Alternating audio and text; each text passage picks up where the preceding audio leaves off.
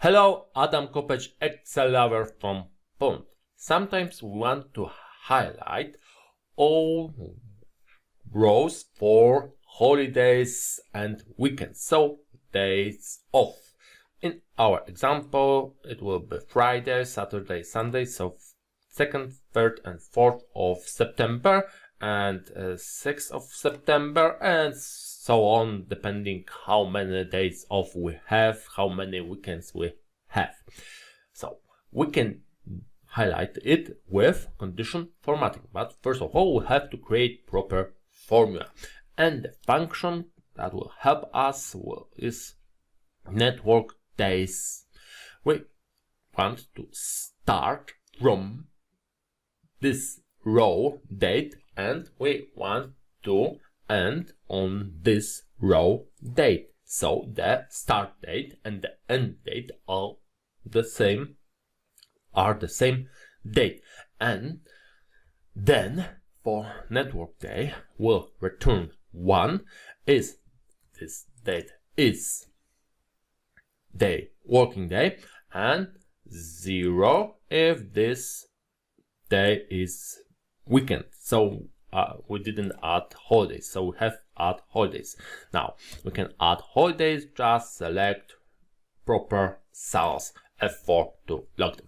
Now we have more 3 days off because of our holidays. So now we see, so holidays are here and weekend here. Everywhere that there is 0, we want to highlight this row, and we can do it by creating proper logical test. So we want to network days function return 0, so we have to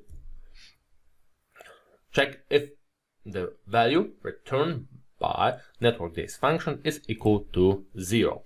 And because we want to use this formula in condition formatting for our range, we have to ask ourselves a question: how we want to our reference to behave. So we twice reference A to cell, and because we are going down, we are moving down, we want to change rows because in each row is different date, but we want to highlight whole row, so we want to always look at the first cell in the row because in this cell is a date, so we want to always look at a column, so we have to log column in our references. So dollar before name of the column but not before row number, and here also, so $A2 and our holidays logged just as they were.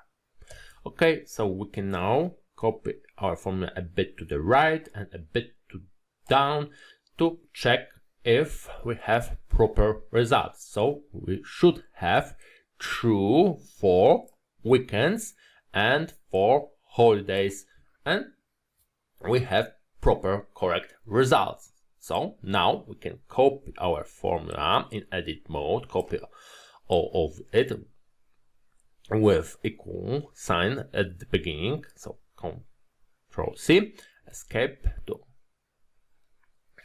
and edit mode, and we have now to select our range we want to format conditionally. So from A2, Shift 1, 2 times to the right and Ctrl Shift down to select all our data down.